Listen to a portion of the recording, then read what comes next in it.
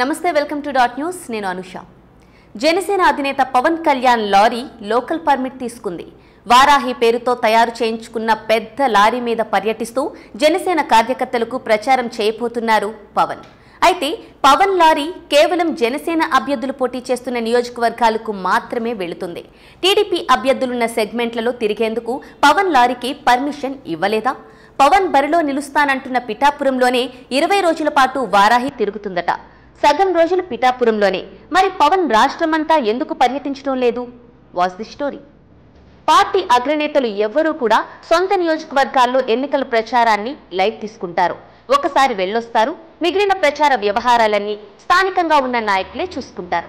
కానీ జనసేనకు అధినేతగా ఉంటున్న పవన్ మాత్రం సగం రోజులు తాను పోటీ చేస్తానని ప్రకటించిన పిఠాపురం నియోజకవర్గానికే కేటాయించబోతున్నారు. మిగిలిన సగం రోజులను తన పార్టీ అభ్యర్థులు పోటీ చేయనున్న నియోజకవర్గాల్లో ప్రచారం చేస్తారు. టీడీపీ, జనసేన, బీజేపీలు కలిసి కూటమిగా ఏర్పడినప్పుడు మిగిలిన పార్టీల అభ్యర్థులు పోటీ చేస్తున్న నియోజకవర్గాల్లో పవన్ ఎందుకు ప్రచారం చేయకపోవడం లేదు? సొంత నియోజకవర్గానికే సగం రోజులు కేటాయించడానికి కారణం ఏంటి?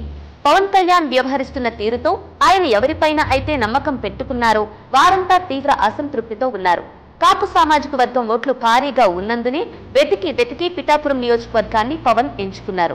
గతంలో పోటీ చేసిన భీమవరం, గాజువాక స్థానాల్లో పోటీ చేయడానికి పవన్ సాహసించలేకపోయారు. తెలుగుదేశం పార్టీతో పొత్తు పెట్టుకుంటున్నట్టు ప్రకటించి ఆ పార్టీకి ఆక్సిజన్ అందించారని, బీజేపీ అగ్రనేతలతో చీవాట్లు తిని టీడీపీతో పొత్తుకు వారిని ఒప్పించారని పవన్ ఇప్పటికే పలుమార్లు చెప్పారు. కానీ సీట్ల విషయం వచ్చేసరికి చంద్రబాబు చెప్పినట్లే వింటున్నారు. కాపు సామాజిక వర్గానికి పవన్ నాయకత్వం వల్ల మేలు జరుగుతుందని వారు భావించారు. కానీ పవన్ మాత్రం చంద్రబాబు ఇస్తున్న ప్యాకేజీ కోసం తన సామాజిక వర్గాన్నే టీడీపీకి తాకట్టు పెట్టారని వారంతా ఇప్పుడు ఆగ్రహం వ్యక్తం చేస్తున్నారు. దీంతో పవన్ శ్రేయోభిలాషులైన చేగుండి హరిరామజోగయ్య కుటుంబం, ముద్రగడ కుటుంబం పవన్ ను తీవ్రంగా వ్యతిరేకిస్తూ వైఎస్ఆర్ కాంగ్రెస్ లో చేరిపోయారు.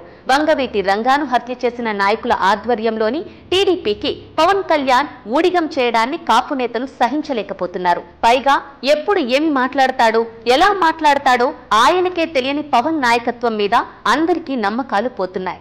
ఆఖరుకు పిఠాపురంలో కూడా పవన్ కు పనిచేసేవారు ఇప్పుడు కరువయ్యారు. గత ఎన్నికల్లో పిఠాపురంలో పోటీ చేసిన శేషకుమారి కూడా వైఎస్ జగన్ నాయకత్వంలో వైఎస్ఆర్ కాంగ్రెస్ లో చేరిపోయారు.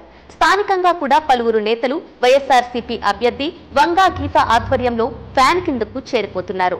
ఈ నేపథ్యంలో పవన్ కు దిక్కుతోచని పరిస్థితులు ఏర్పడ్డాయి. అందుకే పార్టీ అధ్యక్షుడు అయినప్పటికీ సగం రోజులు తన నియోజకవర్గంలోనే ప్రచారం చేసుకోవాలని నిర్ణయించుకున్నారు. ఐరన్ లెగ్ గా పేరు తెచ్చుకున్న నారా లోకేష్ ను కూటమి సభలకు ఇప్పటికే దూరంగా ఉంచుతున్నారు చంద్రబాబు. లోకేష్ తెలివితేటల మీద టీడీపీలోనే ఎవరికీ నమ్మకం లేదు. పైగా అవగాహన లేకుండా ఏదో ఒకటి మాట్లాడి పదే పార్టీ పరువు తీస్తున్నారని లోకేష్ గురించి అందరూ అభిప్రాయపడుతున్నారు. అందుకే చంద్రబాబు కూడా తన పుత్రుణ్ణి తనను పోటీ చేస్తున్న మంగళగిరికే పరిమితం చేశారు. ఇక దత్తపుత్రుడు పవన్ కూడా ఊగిపోతూ ఉపన్యాసాలు ఇవ్వడంతో, ఆవేశంతో ఏది పడితే అది మాట్లాడటంతో ఆయన్ను కూడా జనసేన పోటీ చేసే నియోజకవర్గాలకు మాత్రమే పరిమితం కావాలని చంద్రబాబు ఆదేశించినట్లు టాక్ నడుస్తోంది. అందుకే తన పర్యటన ప్లాన్ ను కేవలం జనసేన అభ్యర్థులు తాను పోటీ చేస్తున్న పిఠాపురం వరకే తయారు చేసుకుంటున్నట్లు చెబుతున్నారు. పిఠాపురంలోని జనసేన నాయకులంతా పార్టీ వీడి వెళ్లిపోతుండటం, టీడీపీ నాయకుల సహాయ నిరాకరణతో పవన్ కు దిక్కు తోచడం లేదు. అందుకే తప్పనిసరిగా పిఠాపురంకే పరిమితం కావాలనుకుంటున్నారు. మిగిలిన తన పార్టీకి చెందిన 20 నియోజకవర్గాలకు 2 సార్లు వెళ్లే విధంగా ప్లాన్ చేశారు. ఎన్నికల తర్వాత ఎలాగూ పిఠాపురంలో పవన్ కనిపించడని, అటువంటి వ్యక్తి కోసం రాజకీయ భవిష్యత్తు ఎందుకు నాశనం చేసుకోవడం అనే ప్రశ్న అక్కడి కాపు సామాజిక వర్గ నేతల్లో మొదలైంది.